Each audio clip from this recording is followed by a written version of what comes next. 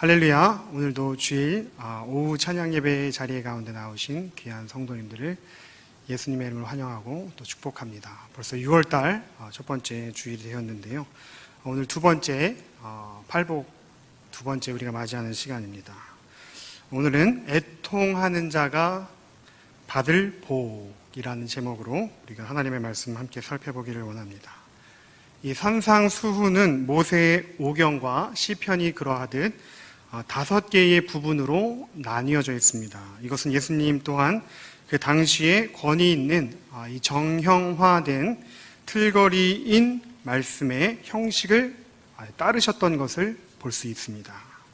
즉 율법을 폐하려 오신 것이 아니라 그것을 존중하고 더 나아가 완성하기 위하여 오셨다는 주님의 말씀처럼 이 앞선 말씀의 그 형식을 존중하고 예수님 또한 이 산상수훈을 5가지의 부분으로 존중하시고 따르신 것을 저희가 살펴볼 수 있는 것입니다. 그렇게 산상수훈의 5개의 설교문 중 첫 번째가 바로 팔복입니다. 그런데 예수님이 그 5가지 중에서도 첫 번째로 말씀하신 것이니 어마어마하게 중요하다는 뜻이겠죠. 그렇죠? 그래서 그만큼 여기에는 그리스도인이 진정으로 받아야 할 복에 대한 예수님의 간절함이 녹아있는 말씀이기도 합니다. 그래서 오늘은 산상수훈의 두 번째 애통하는 자가 받을 복에 대하여 우리가 함께 그 말씀을 나누기를 원합니다. 여러분, 애통하는 자가 받을 복이 있다. 그리고 그들이 애통하는 자가 위로를 받을 것이다. 이 말이 이런 예수님의 말씀은 이번에도 좀처럼 쉽게 수긍이 되지 않는 말씀입니다. 믿지 않는 사람들에게 애통하는 자는 복이 있다, 애통하는 자가 위로를 받을 것이다 라고 이야기를 하면 아니 지금 가뜩이나 원통한 상황인데 무슨 놈의 복이 있느냐고, 불난데에 부채질하고 있느냐고 핀잔을 얻지 않으면 다행입니다. 그렇다면 여기서 말하는 예수님의 애통함은 무슨 뜻이 있을까요? 애통, 한자로 보면 슬플 애에 아플 통자를 쓰고 있습니다. 즉 슬퍼하며 아파한다 라는 뜻인데요, 이걸 원어로 보게 되면 조금 더 정확한 뜻에 다가갈 수 있습니다. 헬라어로는 펜데오라는 단어를 쓰고 있는데 이 펜데오라는 헬라어는 경건한 자의 슬픔, 이것이 바로 애통이라는 단어로 저희 나라 말로 표현한 것입니다. 즉 경건한 자의 슬픔을 갖는 자는 복이 있나니, 즉 이 경건한 자의 슬픔은 이 관점이 나에게 있는 것이 아니라 하나님으로부터 하나님의 관점에서 바라본 슬픔이라는 것입니다. 오늘날 우리는 쉽게 분노를 터뜨리는 시대에 살아가고 있습니다. 세상 사람들을 한번 바라보십시오. 분노와 화가 가득한 상태에서 살아가죠. 그래서 누구든지 오늘 걸리기만 해봐, 아주 요절을 내고 말 거야. 그래서 누구든지 딱 지나가는데 바쁜 출근길에 어깨를 부딪힐 수도 있잖아요. 그런데 거참 앞 좀 똑바로 쳐다보고 다닙시다 하고 이렇게 쏘아붙인다든지 우리가 작은 여유도 잃어버리는 시대에 살아가고 있습니다. 제가 지난주에도 2가지 뉴스를 접하게 되었는데 한 뉴스는 제주도에서 이렇게 차를 운행하는데 카니발이 이렇게 끼어들었다고 이제 항의를 하는 그 사람을 향하여서 차에서 내려서 폭행을 가하고 그걸 또 찍는 아내의 휴대폰을 집어가지고 확 던져버리는 그 영상이 뉴스에 나왔던 것을 제가 보았습니다. 그래서 정말 저렇게 분노가 심각한 상황 가운데 있구나. 또 우리 지금 가까운 지근거리에 있는 진산마을에서도 마스크를 착용하지 않았다는 이유로 시비를 걸고 택배기사를 무참히 폭행한 것이 뉴스에 크게 보도되었습니다. 이처럼 오늘날 많은 사람들이 이 분노와 화를 조절하지 못하고 마치 시한폭탄과도 같이 이 세상을 살아가고 있는 그런 분통의 시대를 살아가고 있는 요즘임을 보게 됩니다. 그렇다면 이 분통 그리고 화, 그 중심에는 철저히 내가 있습니다. 하나님의 관점으로 본 슬픔이 아니라 나의 관점으로 본 아픔, 나의 관점으로 해서만 해석하는 화, 나의 관점에서만 주목하고 있는 분통이라는 뜻이죠. 그렇다면 오늘 예수님께서 애통하는 자가 복이 있다라는 말씀은 어떠한 맥락 가운데서 말씀하신 것인지 우리가 곰곰이 그 의미를 잘 살펴볼 필요가 있습니다. 그래서 이 말씀을 더욱더 깊이 이해하기 위하여 구약의 다윗을 오늘 저는 이 팔복의 말씀과 함께 연결시켜 보기를 원합니다. 예수님께서 강론하신 팔복은 없었던 개념을 새롭게 도출해내신 것이 아니라, 새롭게 창조하신 개념이 아니라, 전혀 새로운 내용을 말씀하신 것이 아니라 바로 예수님께서는 이 구약의 말씀들을 묵상하시고 이 구약의 말씀을 발전시키시고 승화시키셔서 바로 산상보훈의 담화로 발전시키신 것입니다.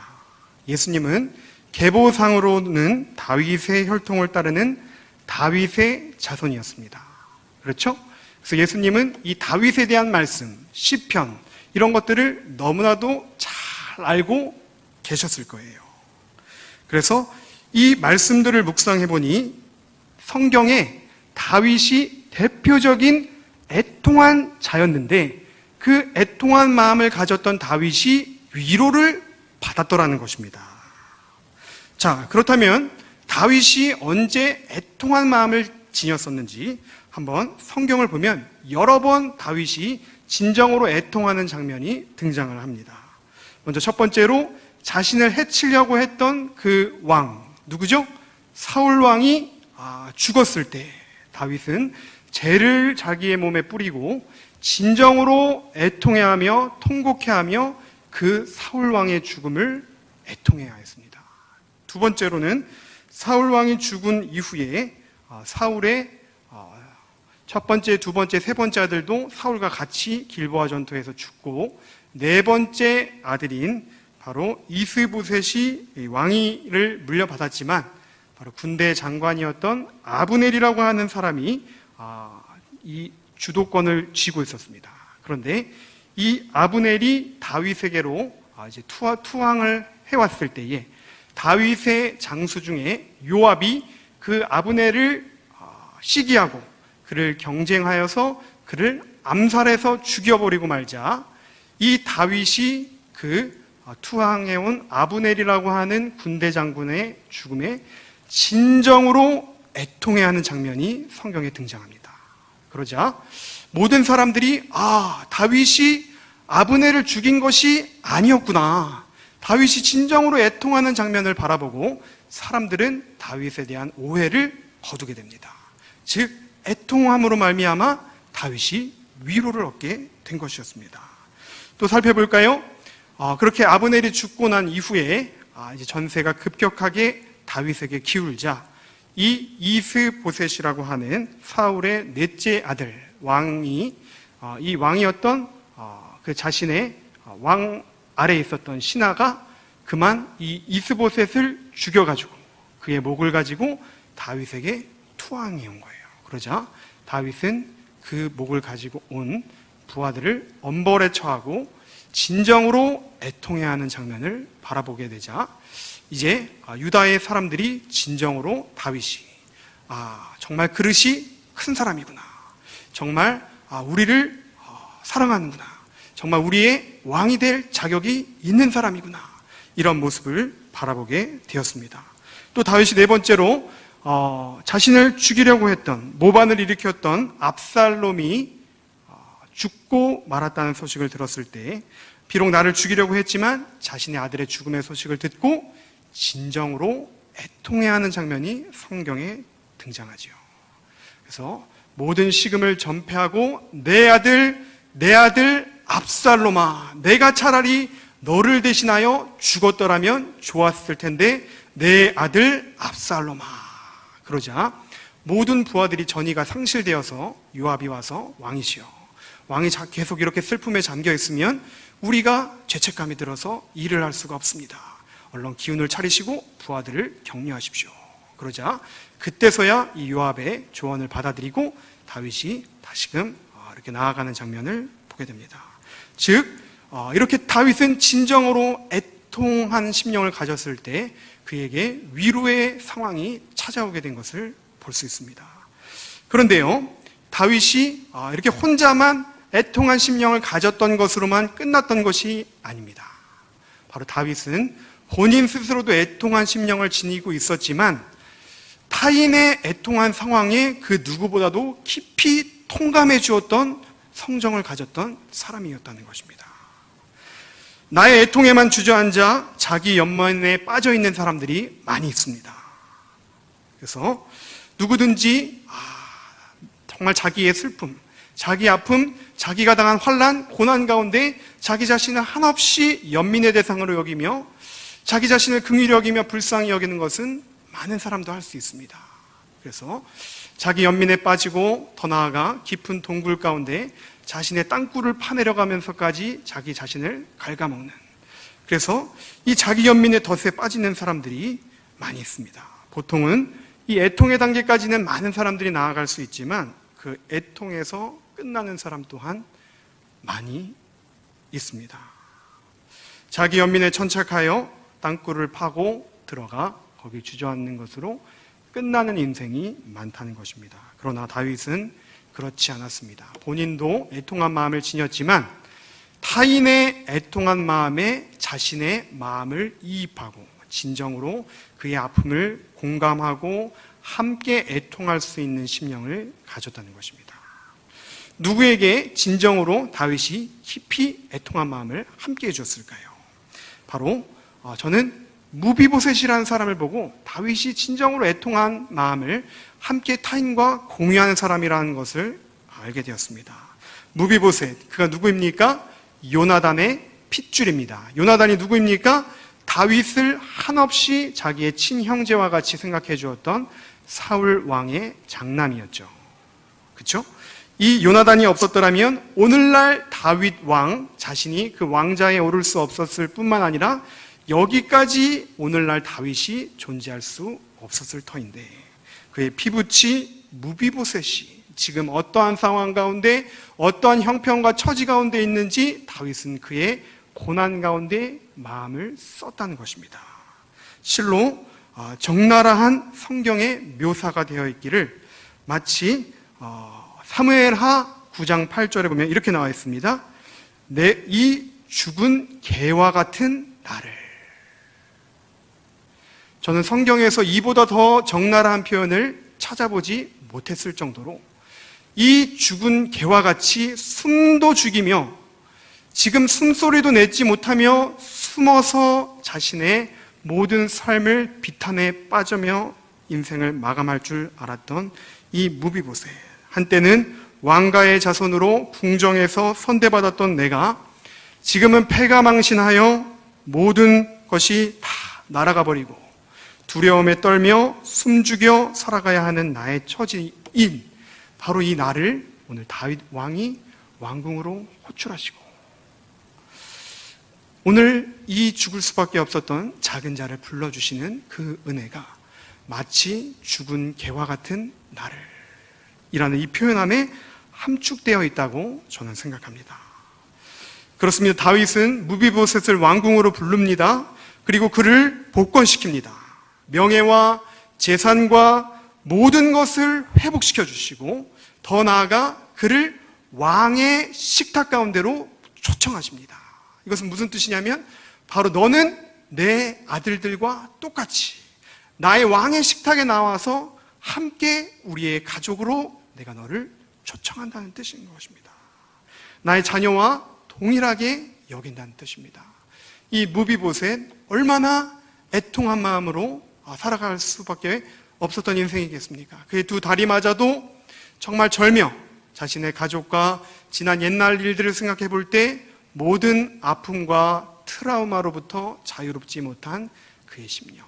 그러나 다윗이 그의 마음을 진정으로 공감해 주었을 때 그는 정말 이 무비보셋은 얼마나 다윗을 통해 큰 위로를 경험했을까요? 자, 두 번째로 다윗은 어떠한 사람을 위로해 주었는가? 다윗과 그러면 함께했던 자들은 어떤 자들이었을까? 이 부분을 저희가 함께 살펴볼 필요가 있습니다. 다윗이 사울의 칼을 피하다가 못해 이제 더 이상은 도망자의 신세로 머물러 있지 못하게끔 하나님이 환경을 몰아가셨습니다. 그래서 이제 아둘람이라고 하는 동굴 가운데서 다윗이 기치를 내걸고 이제 함께할 사람을 모집했습니다. 자, 여러분 모이십시오. 이제 다윗이라고 하는 우리 공동체를 만들겠습니다. 이렇게 선포를 했습니다. 근데 여러분 어떤 사람이 모였을까요? 하나같이 애통한 자들이 모였다고 성경은 말씀하고 있습니다. 그런데 이는 매우 전략적인 선택이었음을 저희가 알 수 있습니다. 다윗이 독립을 선언하였을 때 그의 기반은 변변치가 않았어요.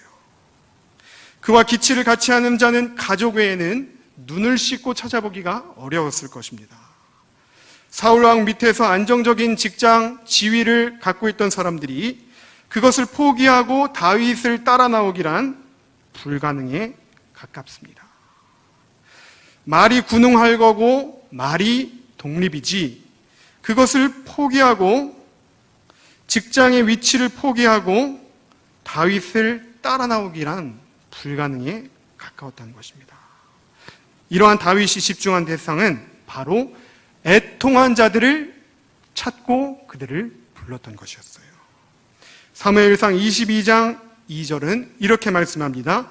환난당한 모든 자와 빚진 모든 자와 마음이 원통한 자가 다 그에게로 모였고 그는 그들의 우두머리가 되었는데 그와 함께한 자가 400명 가량이었더라. 다윗과 함께한 사람이 누구였다고 성경은 말씀합니까? 엘리트라고 이야기합니까? 사울왕의 충신이었다고 이야기합니까? 아니었습니다.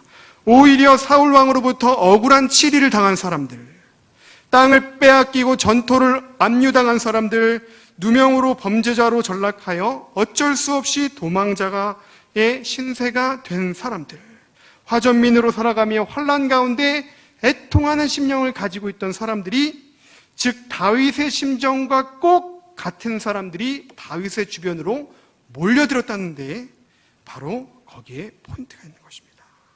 정확히 말하여 이들은 애통이 아니라 이들의 마음 가운데는 사실 분노와 분통, 화가 가득한 사람들이었습니다. 그렇죠? 이들의 마음이 얼마나 억울했겠어요? 얼마나 화가 났겠습니까? 그런데 다윗은 이 화를 다스려서 분노와 분통을 애통으로 승화시켰다는데 오늘 말씀에 복의 포인트가 있음을 우리가 기억해야 할 것입니다. 다윗은 이렇게 원통한 자들, 빚진 자들, 억눌린 자들을 모아가지고 자, 우리가 함께 예배를 통하여 우리의 아픔과 상처와 우리의 억눌린 모든 부분들을 우리가 주님께 애통함으로 승화시키자. 우리가 함께 예배 공동체를 만들자. 원통한 자들아, 분통이 감당되지 않는 자들아, 다 내게로 오라. 우리 함께 예배하자. 예배를 통해 우리의 분노와 화와 원한을 주님께 올려드리자. 우리를 위로하시는 그분의 손길을 경험해보자. 함께 예배하며 주님의 위로하심을 맛보아보자. 이렇게 사람들을 초청하였다는 것입니다. 여기 계신 분들 중에 사람을 구인해 보신 적 있으신 분들 계시겠지만 인사가 만사다라는 말이 있을 만큼 어떠한 사람과 함께 하느냐는 우리 인생에서 가장 중요한 부분이기도 합니다. 근데 오늘 성경에 말씀하기를 애통하는 자가 복이 있다고 하였는데 여기서 우리는 만남, 사람과의 관계에 대한 영감 또한 얻을 수 있음을 살펴볼 수 있습니다. 주켄 사람들이라는 책이 있습니다. 기업을 하시는 분들은 일본의 유명한 기업 주켄 공업사라는 그 회사를 다 알고 계실 것입니다. 그러나 이 주켄 공업사가 창업 초기에는 사람을 구하기가 어려웠어요.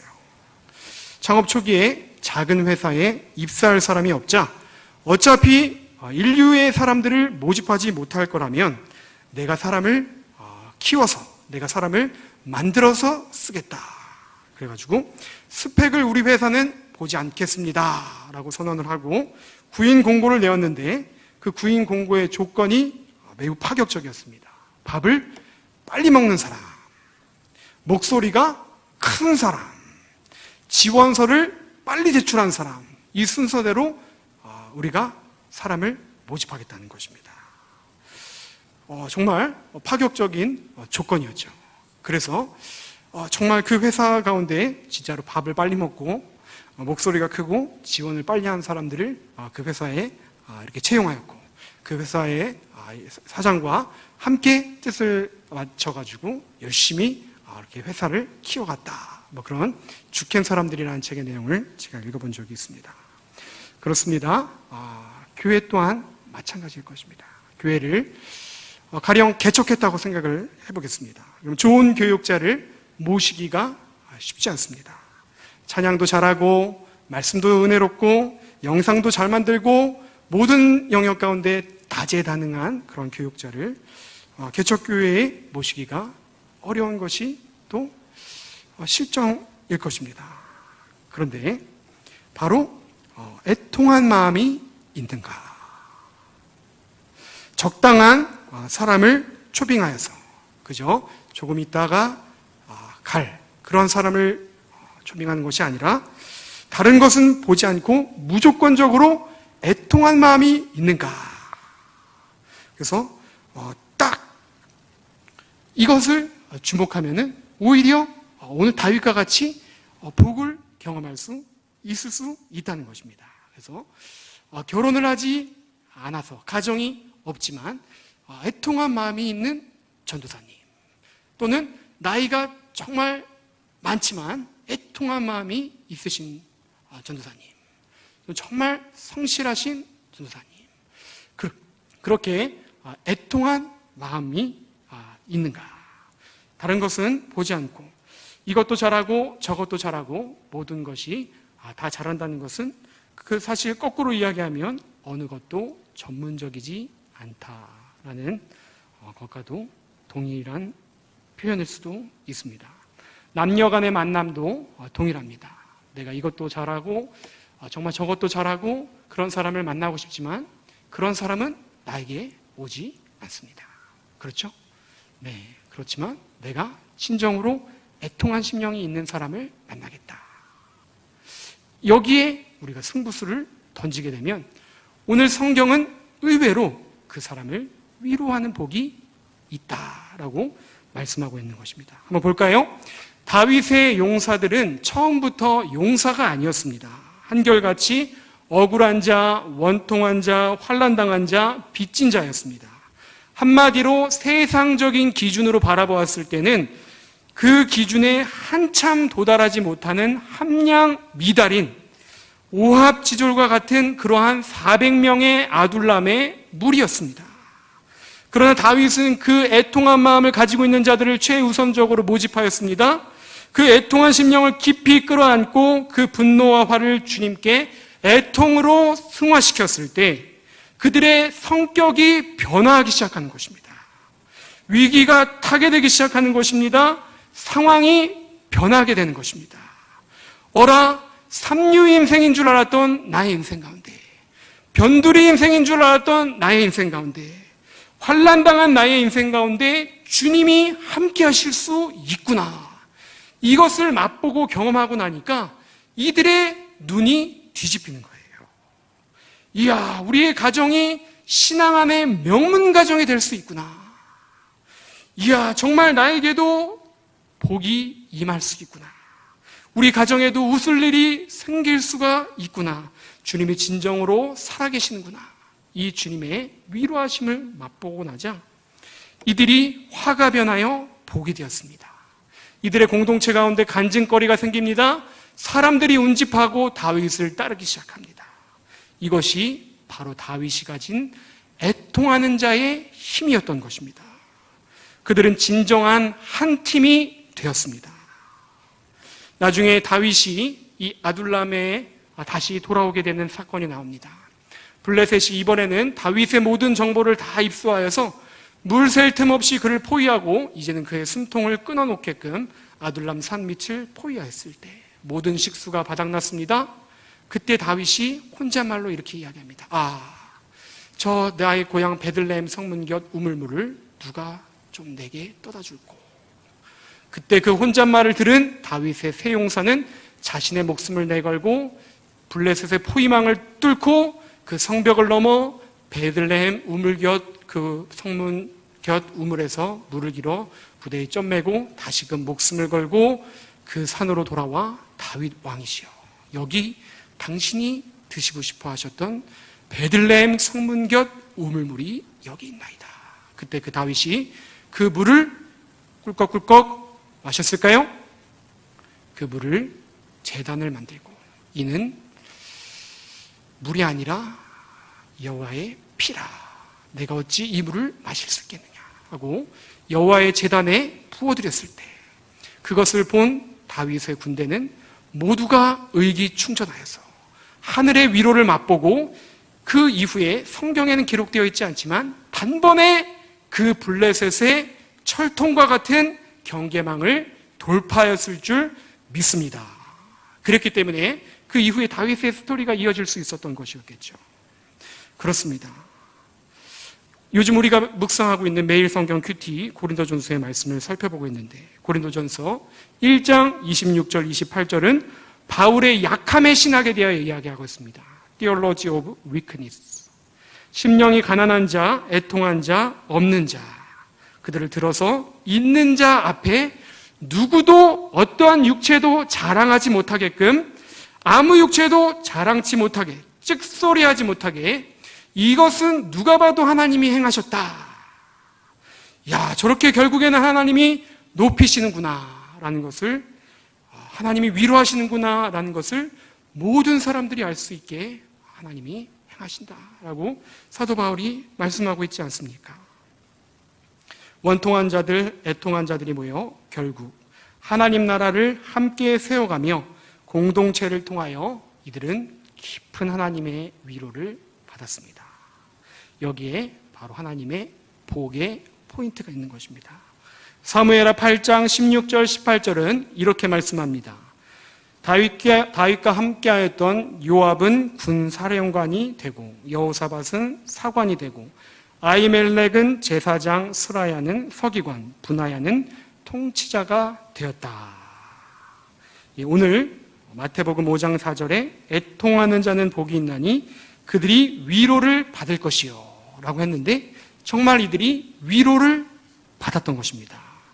지금 세상적인 기준으로 성공한 것이 위로이다, 그런 말씀을 드리는 것이 아닙니다. 주님께 모든 것을 애통한 마음으로 내어드리고 그 열정을 가지고 주님의 사역을 감당하다 보니 그것이 승화되어 하나님이 그 영혼을 복주시고 그를 위로하여 주셨다는 것을 이야기하고 있는 것입니다.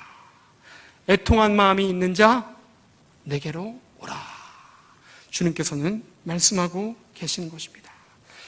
바로 이를 위해 정말 이 애통한 자가 복이 있나니 위로를 받을 것이다, 이 말씀을 전략적으로 우리에게도 적용을 해본다면 우리가 어떠한 층을 타겟으로 삼고 그들에게 나아갈 것인가, 어떠한 비전과 어떠한 마음을 품고 나아갈 것인지, 다윗이 특별히 애통한 자들을 전략적으로 모집했다는데 우리는 주목해 볼 필요가 있습니다.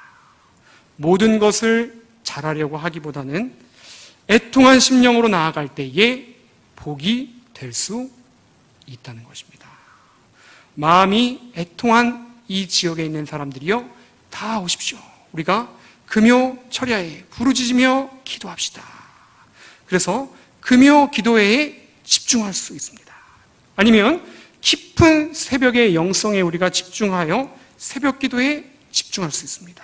아니면 영혼을 울리며 우리 교회는 찬양이 살아있는 교회, 그쪽으로 우리가 나아갈 수도 있습니다. 아니면 깨어진 가정을 치유하고 회복하는, 가정을 살리는 가정사역이 특화된 교회 나아갈 수 있습니다. 아니면 애통하는 영혼을 구제와 선교에 특화된 교회로 나아갈 수 있습니다. 아니면 방송사역과 미디어 사역과 젊은이와 다음 세대 사역에 특화된 교회에 나아갈 수 있습니다. 분명한 것은 코로나로 인해 지금 세상이 빠르게 변화하고 있다는 것입니다. 우리는 지금 가보지 않은 길을 걷고 가고 있다는 것입니다. 우리의 아이덴티티가 바로 애통한 것에 주목되어 있을 때, 모든 사람들이 어렵다, 안 된다, 이제는 틀렸다 라고 이야기할 때, 그렇지 않고 우리가 그 애통하는 심령에 주목할 때에 하늘의 위로하심을 맛볼 수 있다. 그것이 오늘 팔복의 두 번째 예수님이 말씀하신 복이라는 것입니다. 이 팔복의 두 번째 복인 애통하는 복을 이제 우리 각자의 심령 가운데 적용해 보기를 원합니다. 사랑하는 수지소망교회의 성도님들, 혹시 내 안에 심령이 지금 어떠한 상황 가운데 있으십니까? 혹시 내게 남아있는 분노와 화 또는 원한이 내 안에 있지는 않으십니까? 나에게 분통 터지는 일이 혹시 지금 나의 가정 가운데 있으시지는 않으십니까? 그것이 무엇입니까? 나의 자녀입니까? 혹시 나의 자녀를 바라보았을 때 그 무엇 하나도 제대로 하지 못하는, 또 없어 보이는 그 자녀가 너무나도 답답하십니까? 다른 집 자녀는 이것도 잘하고 저것도 잘하고 때에 맞게 척척척척 해나가는데 어째 우리 아이는 이렇게 늘 이 모양인지 답답하십니까? 그 분노를 주님 안에 말씀으로 승화시키십시오. 애통으로 변화시키십시오. 주님, 부모인 저를 돌아다보게 하여 주시니 감사합니다. 높은 잣대를 자녀에게 들이밀었습니다. 애통하는 마음을 저에게 주시옵소서. 우리를 둘러싼 상황과 또 우리 교회를 둘러싼 역사는 우리의 마음 가운데 분노와 화의 상황으로 끊임없이 우리를 미혹하려고 하고 있습니다. 그럴 때 우리가 다음과 같은 고백을 고백해 보았으면 어떨까 합니다. 주님, 제 안에 분노만 있지 사랑의 마음이 없었음을 고백합니다. 제가 먼저 진정으로 애통하는 심령이 되지 못하였습니다. 제 안의 고통에만 주목했고 이웃의 고통에는 함께 애통해야 하지 못하였습니다. 내게 남은 분노와 화가 있으십니까? 이 분노와 화, 이것은 나 개인으로만 끝나는 것이 아니라 언제나 도화선이 돼서 나의 가정과 우리의 공동체에 이 화가 터질 수 있는 위험이 있습니다. 심장 근육에는 중요한 혈관이 3개가 있다고 합니다. 그런데 이 각 혈관이 볼펜 심, 모나미 볼펜 심만한 아주 얇은 혈관이라고 합니다. 중요한 것은 화를 다스리지 못하는 사람은 협심증, 심근경색이 올 확률이 높다고 합니다. 암이나 고혈압이나 당뇨보다 더 무서운 것이 바로 이 화를 내는 것, 이 분노를 터뜨리는 것, 분통을 터뜨리는 것입니다. 왜냐하면 화를 내면 이 혈액에서 화학 반응이 일어나면서 혈전을 발생시킨다고 합니다. 제 말이 아니라 미국의 심장학회의 발표입니다. 다윗은요, 정말 화나는 상황이 많이 있었을 것입니다. 억울한 상황이 많이 있었을 것입니다. 분통을 터뜨리고 싶은 상황이 많이 있었을 것입니다. 그러나 다윗은 이 화를 승화시켜서 애통으로 주님께 올려드렸다는 것에 오늘의 말씀에 복의 포인트가 있음을 기억하시기 바랍니다. 억울한 상황이 있으십니까? 분통이 터지는 상황이 있으십니까? 그 화를 주님께 승화시키십시오.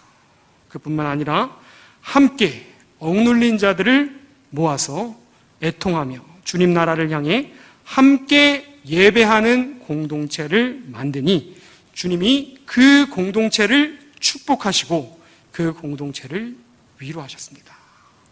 그 공동체 가운데 위로하시는 주님의 손길을 맛보자 그 공동체는 세상 그 어떠한 공동체보다도 더 아름답고도 끈끈하고도 한 팀이 된 공동체, 바로 다윗 공동체가 되고 만 것이었죠.